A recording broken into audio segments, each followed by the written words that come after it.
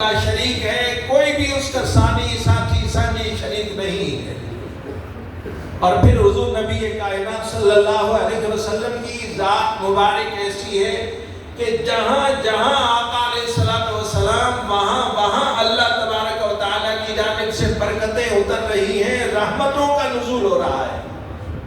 حضور نبی کائنات صلی اللہ علیہ وسلم اپنے گھر میں ہیں، وہاں پہ برکتوں کا نزول ہو رہا ہے۔ اور پھر اماں حلیمہ سعدیہ آپ کو دودھ پلانے کے لیے لے کر جا رہی ہیں۔ علماء نے عجیب بات لکھی ہے، اماں جان اپنی سواری پہ سوار ہو گئی اور سیدنا محمد الرسول اللہ صلی اللہ علیہ وسلم کو حفاظت کے لیے اپنے پیچھے بٹھایا۔ کہاں بٹھایا؟ اپنے پیچھے، سامنے سے کوئی پتھر نہ آ جائے، تیز ہوا چلے، پتے اڑ کر جھاڑ پھونک اڑ کے وہ کہیں آپ کی آنکھوں میں نہ آ جائے۔ آپ معصوم ہیں، چھوٹے ہیں، شہزادے ہیں، خوبصورت، آپ میری پیٹھ کے پیچھے حفاظت سے۔ لیکن عجیب بات ہے کہ سواری چل نہیں رہی ہے، سواری اٹھ بھی نہیں رہی اور چل بھی نہیں رہی ہے۔ کسی دیکھنے والے نے دیکھا، اس نے کہا ان کو آپ نے پیچھے بٹھایا ہے، یہ آگے بیٹھیں گے تو سواری چلے گی ورنہ سواری نہیں چلے گی۔ آگے بٹھایا محمد الرسول اللہ صلی اللہ علیہ وسلم کو، اب سواری چل رہی ہے، نہ صرف چل رہی ہے بلکہ سواری اب دوڑ رہی ہے۔ اور دوسری سواری والی خواتین کہہ رہی ہیں حلیمہ ذرا سواری کو بریک لگائیے، سپیڈ کم کیجئے تاکہ ہم بھی آپ کے ساتھ مل جائیں۔ لیکن سواری ہے کہ محمد الرسول اللہ صلی اللہ علیہ وسلم کے آنے کی برکت سے، آپ کے وجود مسعود کی برکت سے سواری چلتی جا رہی ہے اور سب سے آگے جا رہی ہے۔ یہ حضور نبی کائنات صلی اللہ علیہ وسلم کی برکات۔ اب پہنچ گئے سیدہ حلیمہ سعدیہ کا یہ گھر ہے، اس گھر میں پہنچ گئے۔ عجیب حال ہے اس گھر کا، یہاں پہ دودھ بھی نہیں ہے، پانی بھی مشکل سے ملتا ہے، یہاں کی بکریاں بھی بالکل سوکھی اور دبلی ہیں، یہاں پہ گھاس نہیں ہے، چارہ نہیں ہے، کوئی چیز نہیں ہے۔ لیکن آج جب محمد الرسول اللہ صلی اللہ علیہ وسلم اس گھر میں پہنچے ہیں، آج اس گھر کا حال یہ ہے کہ سیدہ حلیمہ کے جو شوہر ہیں حارث، ایک برتن انہوں نے دودھ کا بھرا، پھر کہا اور برتن لاؤ، دودھ کا بھرا، پھر کہا اور برتن لے کر آؤ۔ دودھ بھرتے جا رہے ہیں، نکل رہا ہے بکریوں سے، اور اللہ کی شان ہے، حضور نبی کائنات صلی اللہ علیہ وسلم کی آمد ہے، اللہ کی رحمتیں نثار ہو۔ اور پھر باہر نکلتے ہیں اور حضور نبی کریم صلی اللہ علیہ وسلم جو ہے وہ ذرا چلنے کے عمر میں آ گئے ہیں۔ بہن اور بھائی باہر جاتے ہیں، کہتے ہیں ہم نے بھائی محمد کو بھی ساتھ لے جانا ہے، سب کہہ دیجئے صلی اللہ علیہ وسلم۔ اور اماں حلیمہ نے ان کے ساتھ بھیج دیا، بھائی کا خیال رکھنا ہے، بھائی کو کہیں کانٹا نہ چپ جائے، پتھر نہ لگ جائے، کہیں گر نہ جائیں، ان کا خیال رکھنا ہے، ہاتھ پکڑ کے چلنا ہے۔ اب یہ لے کر جا رہے ہیں، اسی طرح سے حضور نبی کائنات سرور کون و مقام محمد الرسول اللہ صلی اللہ علیہ وسلم کو، اور واپس آ کے بتاتے ہیں اماں جان جہاں جہاں ہمارے بھائی محمد الرسول اللہ صلی اللہ علیہ وسلم چل رہے تھے، وہاں وہاں بادل سایہ کر رہا تھا، وہاں وہاں بادل سایہ کر رہا تھا۔ اور پھر اس کے بعد آگے کیا ہوا؟ اماں جان نے پوچھا، انہوں نے کہا ہم تو ایک درخت کے سائے کے نیچے بیٹھ گئے، ہم بہن بھائی آپس میں باتیں کر رہے تھے، اور بکریاں اپنے آپ چل رہی تھی، ان کو ادھر سے ادھر لے جانے، ہانکنے یا ادھر سے ہٹانے بھگانے کی کوئی ضرورت ہی نہیں پڑی۔ یہ برکات ہے محمد الرسول اللہ صلی اللہ علیہ وسلم کی۔ میں نے کہا جہاں جہاں آقا علیہ السلام تشریف لے آئے، جہاں جہاں سے گزرے، اللہ رب العزت کی جانب سے رحمتیں نثار ہوئی۔ اب حضور نبی کائنات محمد الرسول اللہ صلی اللہ علیہ وسلم وہاں پہ ہیں، اور برکتوں کا نزول ہو رہا ہے، رحمتوں کا ورود ہو رہا ہے، اور اللہ تبارک و تعالیٰ خوش ہو رہے ہیں۔ حضور نبی کریم صلی اللہ علیہ وسلم کی ذات پاک کو اللہ نے ایسا ہی بنایا ہے کہ آپ صلی اللہ علیہ وسلم مکہ مکرمہ میں ہیں تو وہاں پہ رحمتوں کا نزول، آپ مدینہ طیبہ میں ہیں تو وہاں پہ رحمتوں کا نزول، آپ میدان بدر میں ہیں وہاں پہ رحمتوں کا نزول، اور آپ جہاں جہاں وہاں پہ اللہ تعالیٰ کی رحمتوں کا نزول۔ غار حرا آپ کتاب میں پڑھتے ہیں، سیرت کی کوئی بھی کتاب لے لیجئے، ایک جلد کی کتاب ہو یا کئی جلدوں پر مشتمل کتاب ہو، غار حرا کے تذکرے کے بغیر نبوت کا تذکرہ مکمل نہیں ہوتا۔ ایک غار ہے، ایک پہاڑ کے اوپر ہے، کوئی اسے جانتا تک نہیں تھا۔ محمد الرسول اللہ صلی اللہ علیہ وسلم جب اس غار میں تشریف لے گئے، آج اس غار کا تذکرہ کیے بغیر سیرت مکمل نہیں ہوتی ہے۔ غار ثور کو کوئی نہیں جانتا تھا، لیکن آج غار ثور کا وہ مقام و مرتبہ ہے کہ اگر اس کا تذکرہ نہ ہو تو سیرت کی کتاب مکمل ہی نہیں ہوتی۔ کیوں؟ محمد الرسول اللہ صلی اللہ علیہ وسلم وہاں پہ تشریف لے گئے ہیں۔ یہ آقا علیہ السلام کی برکات ہے، یہ برکات نبوت ہیں، اور اللہ رب العزت نے جس کو چاہا ان برکات کا حصہ عطا فرمایا۔ صحابہ کرام کو ان برکات کا حصہ نصیب ہوا۔ ہمارے ساتھ یہ حاجی دوست تھے، ہم وہاں پہ گئے طائف کے علاقہ میں، وہاں پہ دیکھنے کے لیے کہ محمد الرسول اللہ صلی اللہ علیہ وسلم کہاں تشریف لائے، کہاں آپ زخمی ہوئے اور کہاں آپ بیٹھے۔ وہاں پہ ہم نے دیکھا ایک مسجد کا نام ہے مسجد عداس، عین دال الف سین، مسجد عداس۔ آپ دیکھیے سیرت کی کسی بھی کتاب میں طائف کا سفر نامہ دیکھیے، آپ کو حضرت عداس کا وہاں پہ تذکرہ ملے گا۔ آقا علیہ السلام گئے طائف میں، وہاں سے واپس تشریف لا رہے ہیں، پاؤں مبارک زخمی ہیں اور بدن مبارک سے خون بہ رہا ہے، اور آپ ایک جگہ پہ باغ کے ارد گرد جو فصیل تھی دیوار کی، اس سے اندر داخل ہوئے اور اس کے ساتھ ٹیک لگا کے آپ بیٹھ گئے۔ آپ تھکے ہوئے بھی ہیں، آپ زخمی بھی ہیں، اور آپ کا مبارک خون بھی بہ رہا ہے۔ آپ وہاں پہ تھوڑی دیر کے لیے آرام کرنے کے لیے بیٹھ گئے۔ سامنے باغ والوں نے دیکھا اور انگوروں کے کچھ گوشے ایک پلیٹ میں تھالی میں رکھ کے اپنے غلام کو بھیجا، جاؤ یہ اجنبی مسافر جو آگے بیٹھے ہیں، جاؤ ان کو یہ دے کر آؤ۔ اب دیکھیے حضور نبی کریم صلی اللہ علیہ وسلم کی برکات کا حصہ کس کس کو مل رہا ہے۔ اب وہ غلام دینے کے لیے آیا، اس نے پلیٹ میں انگور رکھے ہوئے، آقا علیہ السلام کے اس نے قریب کیے۔ جب قریب کیے تو آقا علیہ السلام نے ایک انگور توڑا، بسم اللہ اور کہہ کے منہ میں رکھا۔ اس غلام نے یہ کہا، یہاں کے لوگ تو بسم اللہ نہیں کہتے اور آپ بسم اللہ کہہ رہے ہیں۔ آپ نے فرمایا تم کہاں کے ہو جو کہہ رہے ہو یہاں کے لوگ ایسا نہیں کہتے، آپ کہاں کے ہیں؟ بتایا میں نینوا کا رہنے والا ہوں۔ حضور نبی کائنات صلی اللہ علیہ وسلم نے فرمایا اچھا وہ میرے بھائی یونس علیہ السلام کی بستی۔ اس کی آنکھیں کھلی، اس نے کہا آپ یونس علیہ السلام کو کیسے جانتے ہیں؟ فرمایا وہ بھی اللہ کے نبی تھے، میں بھی اللہ کا نبی ہوں، اور ہم انبیاء آپس میں مثل بھائیوں کے ہوتے ہیں۔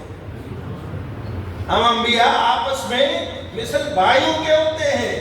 اور وہ حضرت یونس علیہ السلام اور پھر آپ صلی اللہ علیہ وسلم نے وہ انگور کھائے، بسم اللہ پڑھ کر اللہ کا نام لے کر، اس کی ایسی برکت حاصل ہوئی اس غلام کو کہ غلام نے کہا مجھے بھی کلمہ پڑھا دیجئے، اور یہ آج اس غلام کے نام پہ آپ دیکھیں گے وہاں پہ ایک بڑی ذیشان مسجد بنی ہوئی ہے، مسجد عداس۔ اور تاریخ میں سیرت میں جب تک یہ نام نہ لیا جائے سیرت مکمل نہیں ہوتی۔ یہ برکات نبوت ہیں جس نے حاصل کی، اور جیسے جیسے حاصل کی اللہ تبارک و تعالیٰ نے اس برکات سے، ان برکات سے کائنات کو بھر لیا ہے۔ حضور نبی کائنات صلی اللہ علیہ وسلم وہاں سے واپس چل رہے ہیں اور مکہ مکرمہ سے ہجرت کر کے مدینہ طیبہ کی جانب آ رہے ہیں۔ مدینہ طیبہ کی جانب مکہ مکرمہ کو چھوڑ کر آقا علیہ الصلوۃ والسلام آ رہے ہیں، اور پھر آپ نے کیا کیا؟ وہاں پہ ایک آدمی ہے جس کو کلید بردار کعبہ کہتے ہیں، اور وہ کعبہ کی چابی اپنے پاس رکھتا ہے، اور یہ شرف ہے اس کے لیے۔ اور حضور صلی اللہ علیہ وسلم نے فرمایا ذرا آؤ میرے لیے اللہ کا گھر کھول دو، آج میں ہجرت کر کے مکہ مکرمہ سے مدینہ طیبہ جا رہا ہوں، میرا دل کرتا ہے بیت اللہ شریف کے اندر جاؤں اور 2 رکعت نفل ادا کروں۔ اس نے کہا میں آپ کے لیے یہ نہیں کھول سکتا، کفر کا زمانہ تھا، کفر کا عروج تھا، اور محمد الرسول اللہ صلی اللہ علیہ وسلم کی پکار جاری تھی، دین کی دعوت جاری تھی، دین کے لیے آپ بلا رہے تھے لوگوں کو، ایک اللہ کی جانب الہ واحد اور اس کی توحید اور وحدانیت کی پکار آپ لگا رہے تھے مکہ مکرمہ میں، اس نے آپ کو اجازت نہیں دی۔ دوسری بار، تیسری بار آپ نے فرمایا مجھے بیت اللہ کی چابی کھول کر اندر جانے دو، کل یہ چابی میرے ہاتھ میں ہوگی، میں جسے چاہوں گا اسے دوں گا۔ اس نے کہا حیرت کی بات ہے، حیرت کی بات ہے، آپ کی قوم آپ کو اپنے گھر میں اپنے وطن میں ٹھہرنے نہیں دیتی، اور آپ کہہ رہے کل یہ چابی بھی میرے پاس ہوگی، میں جس کو چاہوں گا دوں گا۔ اللہ کی شان دیکھیے، وہ کل آ گیا، اور رسول اللہ صلی اللہ علیہ وسلم 8 ہجری میں مکہ مکرمہ فتح ہوا، آپ مکہ مکرمہ میں داخل ہو رہے ہیں، اور اپنی اونٹنی پہ سوار ہیں، آپ کا سر مبارک جھکا ہوا ہے، اور آپ کی زبان مبارک پہ اللہ کی حمد و ثنا کا یہ ترانہ ہے، الحمدللہ الذی وحدہ، اس اللہ کا شکر ہے جو اکیلا ہے، تنہا ہے، یکتا ہے، لا شریک ہے، اور وَهَزَمَ الْأَحْزَابَ وَحْدَهُ، جس نے تمام جتھوں کو، تمام گروہوں کو، تمام دستوں کو، تمام فوجوں کو شکست دے دی، وَنَصَرَ عَبْدَهُ، اور جس نے نصرت کی اپنے بندہ خاص محمد الرسول اللہ صلی اللہ علیہ وسلم کی۔ حضور آگے تشریف لے آئے، لوگ وہاں پہ کھڑے ہوئے، اور انسانیت کا جم غفیر ہے، اور آقا نے پوچھا وہ بیت اللہ کا کلید بردار، وہ چابی اٹھانے والا وہ کہاں ہے؟ یہ وہی ہے کل جسے آقا نے بلایا تھا، وہ آ نہیں رہا تھا۔ حضور نے فرمایا تھا میرے لیے بیت اللہ کا در کھولو، وہ کہتا میں آپ کے لیے نہیں کھول سکتا۔ آپ نے فرمایا کل یہ چابی میرے ہاتھ میں ہوگی، جسے چاہوں گا دوں گا۔ آج وہ کل آ گیا، اسے بلایا، اسے کہا کھولو، اس نے بیت اللہ کو کھولا۔ حضور نبی کریم صلی اللہ علیہ وسلم اندر تشریف لے گئے، بتوں سے اللہ کے گھر کو پاک کیا، اور پاک کرنے کے بعد آپ نے وہاں پہ نوافل ادا کیے۔ اب آپ باہر تشریف لا رہے ہیں، بیت اللہ کے در میں کھڑے ہوئے، آپ دروازے میں کھڑے ہوئے، دہلیز کعبہ پہ آپ کھڑے ہوئے، اور ایک صحابی حاضر خدمت ہوئے، حضور یہ چابی مجھے دے دیجئے، بیت اللہ کی چابی مجھے دے دیجئے، میں اپنے پاس یہ بیت اللہ کی چابی رکھوں گا۔ حضور نبی کریم صلی اللہ علیہ وسلم کھڑے ہیں، آپ کا سر مبارک جھک گیا ہے، اور صحابہ فرماتے ہیں جب آپ کا سر مبارک جھک جاتا تھا، ام المومنین سیدہ عائشہ صدیقہ طیبہ طاہرہ رضی اللہ تعالیٰ عنہ فرماتی ہے، بخاری شریف میں حدیث پاک ہے، جب آپ پر وحی آتی تھی سردیوں کے موسم میں، آپ کی جبین اطہر، آپ کی مبارک پیشانی پہ پسینے کے بوندیں ایسے موتیوں کی طرح چمکنے لگتی تھی۔ آقا علیہ السلام کا سر مبارک جھکا، تھوڑی دیر کے بعد آپ نے سر مبارک اٹھایا، اور پھر آپ نے پارہ نمبر 5 کی ایک آیت مبارکہ کا جز تلاوت کیا۔ آپ نے فرمایا ان اللہ یأمرکم ان تؤدوا الامانات الی اہلھا، بے شک اللہ تمہیں حکم دیتا ہے امانت جس سے لی ہے امانت اسی کو لوٹا دی جائے، امانت اسی کو لوٹا دی جائے۔ آپ نے فرمایا کہاں ہے؟ اس کو بلایا جائے کلید بردار کو۔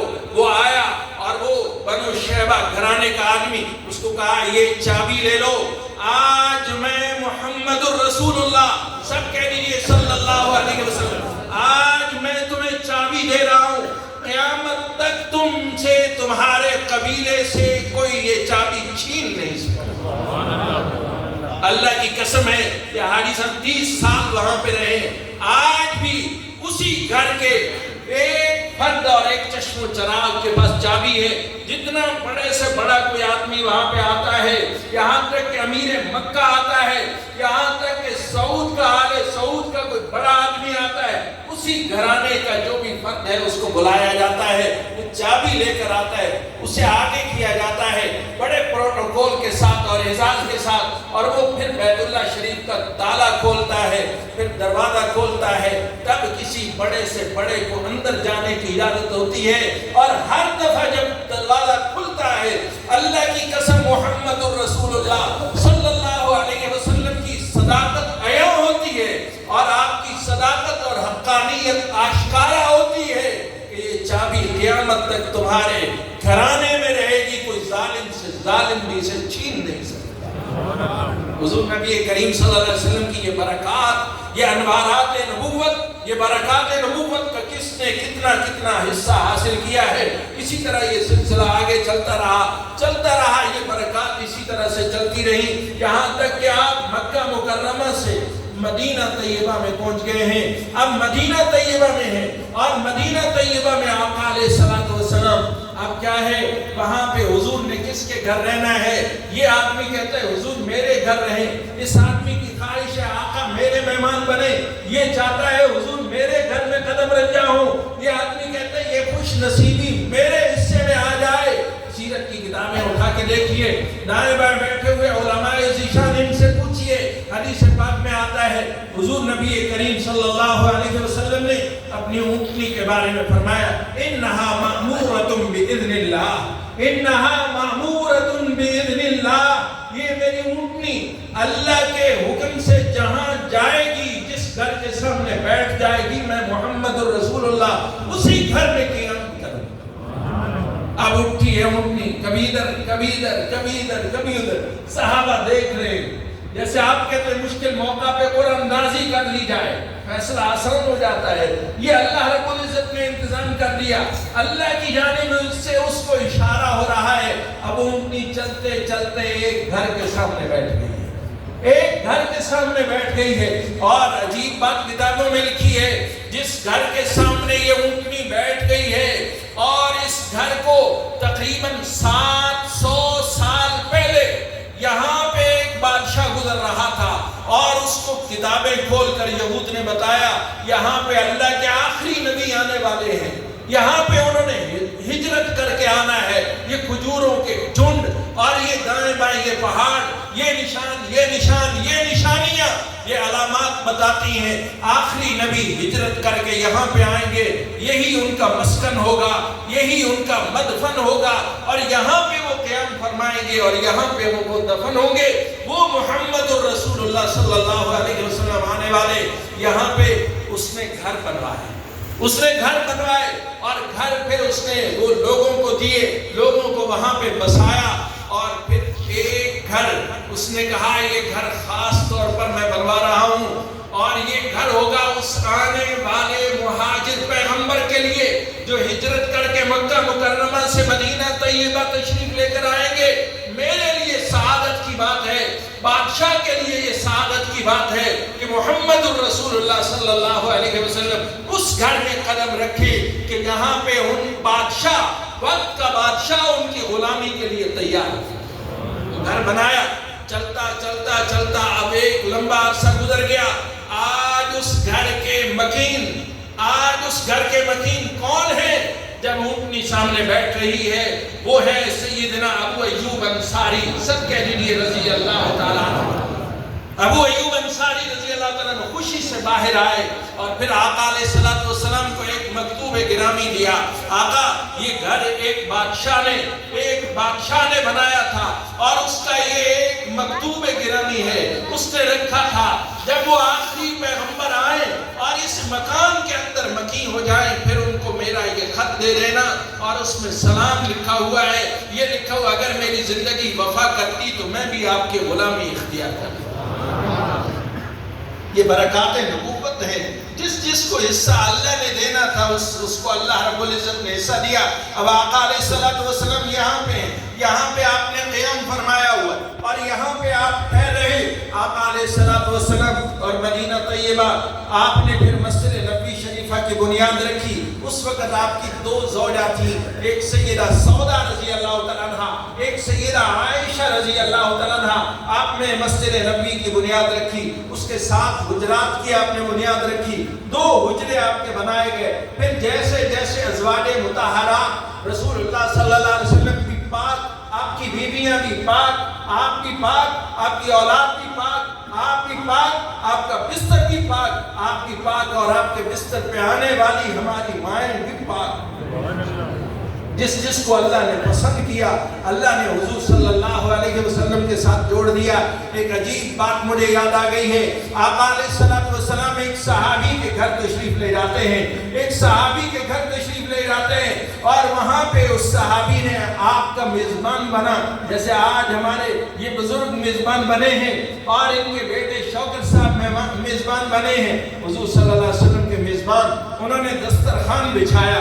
دسترخوان بچھانا سنت ہے، پتہ نہیں آپ دوست گھروں میں بچھاتے ہیں یا نہیں بچھاتے، یہاں پہ لگتا ہے یہ جماعت کے بستر لگے ہوئے ہیں۔ ماشاءاللہ یہ تو روزانہ جب کھانا کھاتے ہیں دسترخوان بچھاتے ہیں، اور اس طرح سے سنت کے مطابق دسترخوان بچھایا گیا، کھانا اوپر رکھا گیا۔ حضور نبی کریم صلی اللہ علیہ وسلم کے ہاتھ مبارک دھلوائے گئے، آپ بھی مبارک، آپ کے ہاتھ بھی مبارک، کہہ دیجئے مبارک، آپ بھی مبارک، آپ کا سر بھی مبارک، آپ بھی مبارک، آپ کی پیشانی بھی مبارک، آپ بھی مبارک، آپ کی آنکھیں بھی مبارک، آپ کا چہرہ بھی مبارک، آپ کی گردن بھی مبارک، آپ کا سینہ بھی مبارک، اور آپ کا مدینہ بھی مبارک۔ الحمدللہ اللہ رب العزت نے ہمارے حجاج ساتھی بیٹھے ہوئے مدینہ طیبہ میں ہم حج کے لیے گئے، اللہ پہلے ہمیں مدینہ طیبہ لے کر گیا، اور اس وقت رش کم تھا، خوب بہاریں ہم نے حاصل کی۔ الحمدللہ اللہ رب العزت پھر لے جائے، آپ سب کو لے جائے، بار بار لے جائے، مکہ مکرمہ، مدینہ طیبہ، حرمین شریفین، اللہ رب العزت وہاں کا ادب بھی نصیب فرمائے، وہاں کی برکات بھی نصیب فرمائے۔ اور پھر کیا ہے، آقا علیہ السلام دسترخوان کے سامنے بیٹھے ہوئے، کھانا رکھا ہوا ہے، اور آقا علیہ السلام نے کھانا کھایا، اور جب آپ نے کھانا کھا لیا تو بتایا گیا نماز کا وقت قریب ہے۔ حضور نبی کریم صلی اللہ علیہ وسلم اٹھنے لگے، دیکھا کہ مشکیزے میں پانی ختم ہے، آپ کھانے سے پہلے بھی ہاتھ دھوتے، کھانے کے بعد بھی ہاتھ دھوتے، کھانے سے پہلے ہاتھ دھوتے تو پھر آپ کسی تولیے وغیرہ سے صاف نہیں فرماتے، اور کھانے کے بعد ہاتھ دھوتے تو پھر آپ تولیے وغیرہ کپڑے سے صاف فرما لیا کرتے تھے، یہ آپ کی سنت مبارکہ ہے۔ اب پانی نہیں ہے، آقا علیہ السلام تو ہاتھ دھونا چاہتے ہیں، دیکھا صحابی نے کہا حضور وہ جو چشمے سے بھر کر لے آیا تھا، وہ جو حوالی سے لے کر آیا تھا، وہ تو پانی ختم ہو گیا ہے۔ حضور نبی کریم صلی اللہ علیہ وسلم نے فرمایا چلے میں وہاں جا کے ہاتھ دھو لوں گا۔ فی الحال آپ نے کیا کام کیا، آپ کی توجہ چاہیے مجھے، میں اپنی بات کو اختتام کی جانب لے کر جا رہا ہوں۔ آپ نے اس دسترخوان کے کپڑے کے ساتھ، ان کی اجازت کے ساتھ، اپنے مبارک ہاتھوں کو صاف فرما لیا۔ سالن جو لگا ہوا تھا یا اور کوئی کھانے کا ذرہ تھا، وہ تاکہ محمد الرسول اللہ صلی اللہ علیہ وسلم کے لباس مبارک پر نہ لگے، ہاتھوں کو آپ نے صاف فرما لیا۔ آپ اٹھ کر تشریف لے گئے، میزبان نے شکریہ ادا کیا۔ آقا جس کے گھر میں آپ مہمان آ جائیں اس کی کیا کہنے، اس کی کیا کہنے، اس کی سعادت اور خوش نصیبی کی کیا بات ہے۔ دور پیغمبر میں، یہ دور خلفاء میں اور دور صحابہ میں یہ سعادت جو ہے حضور صلی اللہ علیہ وسلم کے صحابہ کو ملتی رہی۔ اب کیا ہے، آقا علیہ السلام واپس آ گئے، ایک دن، 2 دن، 3 دن گزر گئے۔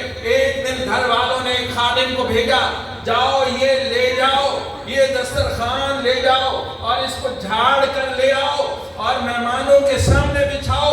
اس نے جو یوں کر کے جھاڑا تو ساتھ ایک تنور تھا، یہ دسترخوان اس تنور کے اندر گر گیا، یہ تنور کے اندر گر گیا۔ جلدی سے گھبرا کے اس نے نکالا، اس کو جھاڑا، دیکھا یوں کر کے کہیں سے جلا ہوا تو نہیں ہے، کہیں کوئی انگاری تو نہیں لگ گئی، کہیں سے کوئی سوراخ تو نہیں ہو گیا۔ دیکھا تو وہ سارا صحیح سلامت ہے۔ اس نے کہا واہ کیا کہنے، اپنے مالک کے پاس لے کر آیا، یہ دیکھیے آگ میں گر گیا تھا اور آگ بھی دہک رہی تھی، انگارے سلگ رہے تھے، لیکن یہ جو ہے یہ جلا نہیں۔ کیا بات ہے، یہ کون سا کپڑا ہے، یہ کہاں سے آیا ہے، کیا بات ہے، آگ نے اس کو جلایا نہیں ہے۔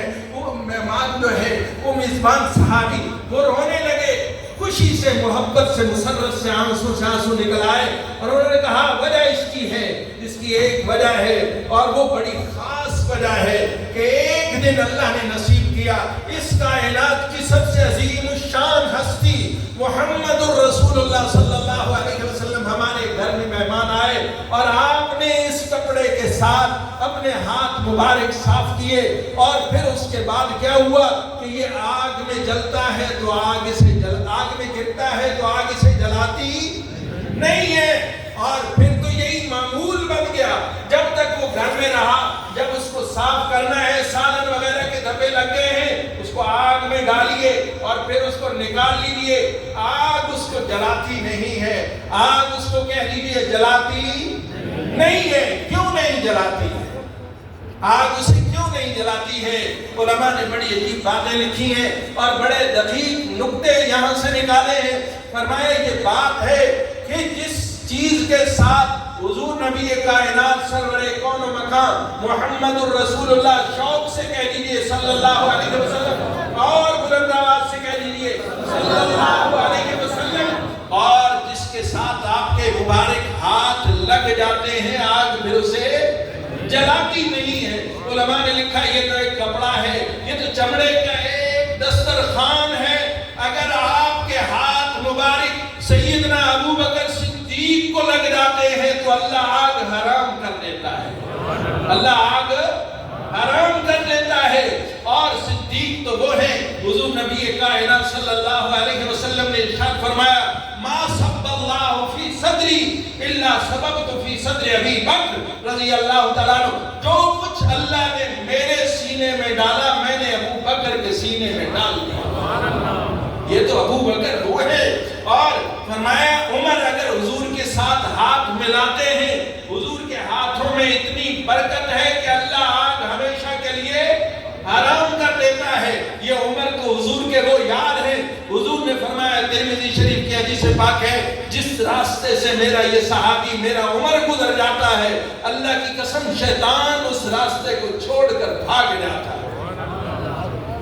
یہ سیدنا عثمان غنی حضور نبی کائنات سرور کون و مکان محمد الرسول اللہ صلی اللہ علیہ وسلم سے ہاتھ ملاتے ہیں، سینہ ملاتے ہیں تو اللہ ہمیشہ کے لیے جنت واجب کر دیتا ہے اور جہنم کو حرام کر دیتا ہے۔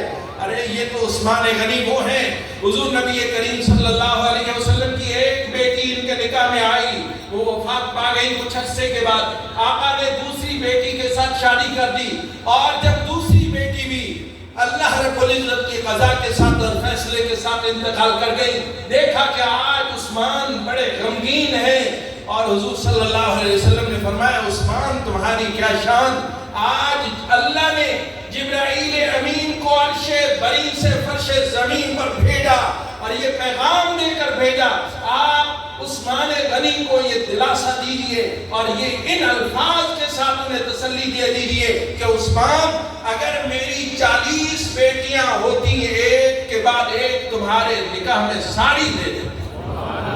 یہ عثمان غنی تو وہ ہے، یہ حیدر کرار ہے، حضور نبی کریم صلی اللہ علیہ وسلم کے ساتھ ہاتھ ملایا، سینہ ملایا، اللہ نے آگ کو ہمیشہ کے لیے حرام کر دیا ہے۔ اور پھر حیدر کرار کی کیا بات ہے، حضور نبی کریم صلی اللہ علیہ وسلم خیبر کے مقام پہ ہے، وہی خیبر یاد رکھیے، آج اس خیبر کو یاد کرنا نہایت ضروری ہو گیا۔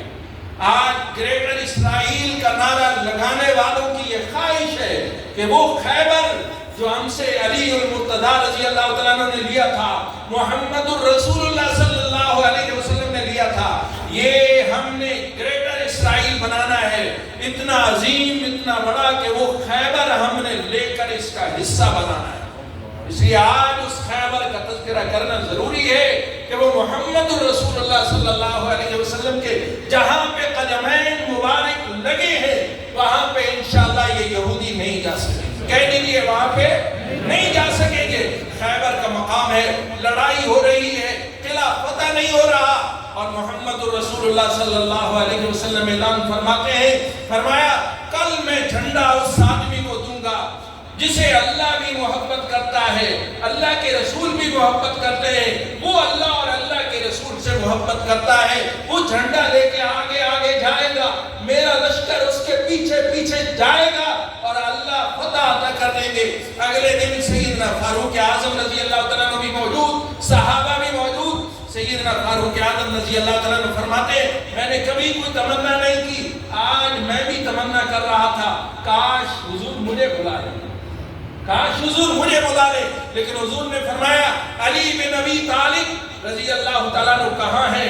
उन्हें बताया कि आका अलैहिस्सलातु वस्सलाम को आका उनकी आंखों में कुछ बीमारी है, आशोब चश्म है और इसकी वजह से वो खैमे में लेटे हुए हैं। आपने फरमाया उन्हें बुलाया जाए, उन्हें बुलाया गया और हुजूर नबी कायनात सल्लल्लाहु अलैहि वसल्लम ने अपना लुआब दहन मुबारक उनकी आंखों में लगाया। अल्लाह की कसम मेरा आपका लुआब दहन हो तो उससे बू आती है, पैगंबर के लुआब दहन से खुशबू आती है। मेरा आपका पसीना हो, एक दो दिन ना नहाए, अल्लाह की कसम कपड़े उसके साथ चल रहे होते, कपड़ों से बू आती है। मुहम्मदुर रसूलुल्लाह सल्लल्लाहु अलैहि वसल्लम लेटे हुए दोपहर के वक्त में और हजरत उम्मे सुलैम रज़ी अल्लाह तआला अन्हा आपके बदन मुबारक से, पेशानी मुबारक से, हाथ मुबारक से खून पसीना जमा कर रही हैं और एक शीशी में डाल रही हैं। हुजूर सल्लल्लाहु अलैहि वसल्लम की आंख खुल गई। आपने फरमाया उम्मे सुलैम इस पसीने का क्या करोगी? फरमाया हुजूर हम इसको अपनी खुशबू में मिला लेते हैं और मदीना की जब कोई बच्ची जब उसकी रुखसती का दिन होता है तो हम उसकी पेशानी पे लगा देते हैं, पूरा पूरा मदीना उसकी खुशबू से महक उठता है, पूरा मदीना उसकी खुशबू से महक उठता है। हुजूर आपके पसीने में इतनी खुशबू है। और तो और उलमा बैठे हुए, मैं बड़ी जिम्मेदारी के साथ अर्ज कर रहा हूँ, हदीस पाक में लिखा हुआ है जिस रास्ते से मुहम्मदुर रसूलुल्लाह सल्लल्लाहु अलैहि वसल्लम गुजर जाते, बाद में आने वाले को पूछना नहीं पड़ता था यहाँ से हुजूर गुजरे हैं या नहीं गुजरे, आपकी खुशबू ही बता देती थी यहाँ से कौनैन के आका अभी गुजर कर गए। ये आपकी जात मुबारक, ये आपका बदन मुबारक, ये जिस्म अतहर की ये बरकत है। और उम्मुल मोमिनीन सैयदा आयशा सिद्दीक़ा रज़ी अल्लाह तआला अन्हा ने आपकी अजीब अजीब सिफात बयान की है। बहरहाल बात लंबी हो जाएगी। बात ये है कि जिस कपड़े के साथ हुजूर के हाथ लग जाए उसको तो आग नहीं जलाती, और जिस सहाबी के साथ हुजूर सल्लल्लाहु अलैहि वसल्लम के हाथ लग जाए उसको आग जला सकती है? नहीं जला सकती, अल्लाह की कसम नहीं जला सकती। और ये देखिए एक और सहाबी है, बरकाते नबुव्वत उन्होंने हासिल की है। इस सहाबी का नाम है जाहिर। क्या नाम है? जाहिर। एक तो ज़ोए के साथ है, ज़ोए जिसको उलमा ज़ौ पढ़ते हैं, और एक ये रा के बाद जो ज़ा होती है जिसको ज़े कहते हैं उर्दू वाले, इस ज़े के साथ ये जाहिर नाम बनता है। सैयदना जाहिर रज़ी अल्लाह तआला अन्हु एक गांव के रहने वाले, गांव से आते, कभी पुदीना लेकर आते और कभी अदरक लेकर आते, कभी और कुछ चीज लेकर आते। हुजूर ये मेरी जानिब से हदिया है, कबूल फरमा लें। और जब ये जाने लगते आका अलैहिस्सलातु वस्सलाम से मिलकर अपने घर में, हुजूर शहर की कुछ चीजें लेकर इनको हदिया दे देते और फरमा देते ये जाहिर हमारा गांव है, हम इसके शहर। ये हुजूर की मोहब्बतें हैं। सारे सहाबी हुजूर से मोहब्बत करते हैं और सहाबा देखिए हुजूर नबी करीम सल्लल्लाहु अलैहि वसल्लम से जिस अंदाज से मोहब्बत करते हैं, हमने भी उसी अंदाज से मोहब्बत करनी है। अल्लाह की कसम जो भी आदमी उस अंदाज से मोहब्बत करेगा वो जमीन पर चलेगा, अर्शे बरी वाला फख्र करेगा उसमें।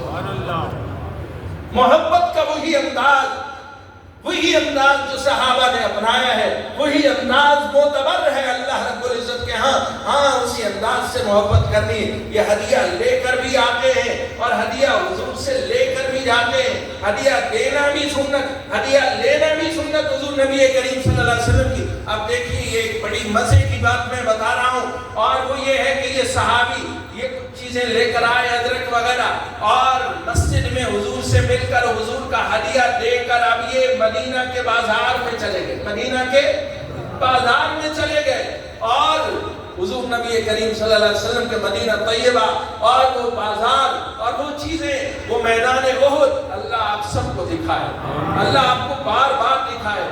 अजीब रहमतें और बरकतें वहां पे बरस रही हैं। उलमा ने लिखा है जब कोई بھی مدینہ طیبہ میں جائے وہاں سے کچھ خرید لیا کرے، اس لیے کہ یہ مدینہ کے لوگ ہیں، ان کی کچھ خریداری ہو جائے گی، فروخت ہو جائے گی، ان کی کچھ بکری ہو جائے گی، اور اس سے اللہ تعالیٰ خوش ہو جائے، اس سے اللہ تعالیٰ خوش ہو جائیں۔ اب کیا ہے، اس نے ایسا کیا، بازار میں جا کے اپنا ایک کپڑا بچھایا، گٹھری کھولی اور اس میں ادرک اور ساگ پالک جو کچھ دیہات کی چیزیں تھی وہ وہاں پہ رکھ کے بیچنا شروع ہو گیا۔ آقا علیہ السلام پیچھے سے تشریف لے کر آئے، اور جب آپ تشریف لے کر آئے اور آپ صلی اللہ علیہ وسلم نے ان کو دیکھا، ان کو جب آپ نے دیکھا تو دیکھنے کے بعد ایک کام محبت والا آپ نے کیا۔ آج وہ کام ہمارے ہاں نہیں ہوتا، اس لیے کہ برداشت کم ہو گئی ہے، حوصلے کم ہو گئے ہیں، آج برداشت نہیں ہے۔ بیٹا ہے، باپ کی بات برداشت نہیں کر سکتا، برداشت نہیں ہے۔ حضور نبی کریم صلی اللہ علیہ وسلم پیچھے سے آئے اور آپ کی آنکھوں پہ اپنی مبارک ہاتھ رکھ دیا۔ بتائیے یہ کام پہلے ہوتا تھا یا نہیں ہوتا تھا؟ ہمارے بڑے بوڑھے بیٹھے ہوئے یہ سفید داڑھیوں والے، یہ غنیمت ہے، یہ لوگ ان کی قدر کر لیجئے۔ حضور نبی کریم صلی اللہ علیہ وسلم کی ہر بات نرالی ہے۔ آپ نے ایک موقع پہ ارشاد فرمایا، آپ صلی اللہ علیہ وسلم نے مدینہ طیبہ میں ارشاد فرمایا، میرا یہ دل چاہتا ہے، میرا یہ دل چاہتا ہے، عشاء کے بعد جب میں قیام اللیل کے لیے اپنے مصلی پہ آتا ہوں، میرا دل چاہتا ہے کاش میری امی جان زندہ ہوتی اور میں اپنے مصلی پہ کھڑا ہوتا اور میری امی جان مجھے کہتی بیٹے محمد سب کے لیے صلی اللہ علیہ وسلم، اور حضور نے فرمایا میں نماز توڑ کر حاضر خدمت ہو جاتا، جی امی جان میں حاضر۔ حضور نے تو یہ طریقہ سکھلایا یہ ماں کے لیے۔ اور سنن ابن ماجہ میں حدیث پاک علماء سے پوچھ لیجئے، آپ نے فرمایا باپ جنت کے دروازوں میں سے بیچ کا دروازہ ہے، درمیان کا، اور درمیان کا دروازہ آپ مسجد کا دیکھیے، کوٹھی کا دیکھیے، وہ بڑا ہوتا ہے، شاندار ہوتا ہے۔ فرمایا یہ باپ یہ بیچ کا دروازہ ہے، اس کا دل چاہے اس کو اپنی خدمت کے ساتھ قائم رکھے، کل روز قیامت جنت میں داخل۔ بہرحال اب حضور نبی کریم صلی اللہ علیہ وسلم میں آخری بات کہتا ہوں، ختم کرتا ہوں، پیچھے سے آ کے ہاتھ رکھ لیے، اور جب ہاتھ رکھ لیے انہوں نے محسوس کر لیا کہ یہ لمس کوئی خاص لمس ہے، یہ محمد الرسول اللہ صلی اللہ علیہ وسلم کے مبارک ہاتھ، یہ خوشبو آپ صلی اللہ علیہ وسلم کی ہے۔ اور ادھر حضور نے محبت فرمائی، ایک اور جملہ فرمایا، کون میرے اس غلام کو خریدے گا، کون میرے اس غلام کو خریدے گا؟ وہ کہتے میرا رنگ تو سادہ سا، میرا رنگ تو کالا سا، اور شکل سادہ سی، معمولی سی، اور میں نے کہا جو بھی خریدے گا وہ گھاٹے میں رہے گا، وہ خسارے میں جائے گا، میں تو کسی کام کا نہیں ہوں۔ آج ہی سے میں نے یہ کہا، حضور نے ایک جملہ ارشاد فرمایا، وہ میں آپ لوگوں کی نظر کرتا ہوں، آپ لوگوں کی نظر کرتا ہوں۔ آپ نے ارشاد فرمایا، واللہ انکا عند اللہ غال، اللہ کی قسم تو اللہ کے ہاں بڑا قیمتی ہے، اللہ کی قسم تو اللہ کے ہاں بڑا قیمتی ہے۔ اللہ کی قسم یہ سارے ایمان والے، کوئی چھوٹا ہے، بڑا ہے، امیر ہے، غریب ہے، کوئی بوڑھا ہے، کوئی جوان ہے، کوئی مرد ہے، عورت ہے، ہر ایک کی اللہ نے ایک جگہ بنائی ہے، ایک مقام بنایا۔ اللہ کی قسم ہر ایک کے دل میں ایمان بستا ہے، یہ بڑا قیمتی ہے، کلمہ بستا ہے، اللہ کا نام ہے، محمد الرسول اللہ صلی اللہ علیہ وسلم کا نام بستا ہے، اس لیے یہ ایمان والا بڑا قیمتی ہے۔ اللہ تبارک و تعالیٰ کی بارگاہ میں دعا کرتے ہیں کہ یہ اللہ تبارک و تعالیٰ اسی طرح سے ہمیں حضور نبی کائنات صلی اللہ علیہ وسلم کے مشن مبارک کو اور آپ کے آنے کا جو مقصد ہے اس کو پہچاننے کی اللہ توفیق نصیب فرمائے۔ حضور کی باتیں تو کبھی ختم ہو نہیں سکتی، سیرت والے سیرت لکھتے گئے، لکھتے گئے، لیکن آخر میں لکھا ہم حق ادا نہیں کر سکے۔ اس لیے ہم بھی یہی کہتے ہیں، ہاں اتنی بات ہے، آخری بات کہہ رہا ہوں، آپس میں ایک دوسرے سے محبت کیجیے، آپس میں ایک دوسرے سے محبت کیجیے، کسی کا کینہ دل میں نہ رکھیے۔ اللہ کے سامنے اگر پاس ہونا ہے، اللہ کے سامنے اگر سرخرو ہونا ہے، کوئی آپ کے بارے میں کینہ رکھتا ہے، بغض رکھتا ہے، کچھ بھی رکھتا ہے، آپ اپنا سینہ صاف رکھیے۔ اللہ کی قسم روز قیامت جائیں گے، آپ کو وہاں پہ بڑا احساس ملے گا، بڑا احساس ملے گا۔ ایک دوسرے سے، ایمان والوں سے محبت کیجیے اور ایک دوسرے کے لیے دعا اور خیر خواہی کیجیے۔ اللہ اللہ تبارک و تعالی ہمیں اس کی توفیق عطا فرمائے. یہ جماعتیں جاتی ہیں باہر میں، ابھی ہماری مسجد کے مؤذن وہ 7 ماہ کے لیے چلے گئے، اور اسی طرح سے غریب آدمی ہے لیکن اللہ لے جاتا ہے.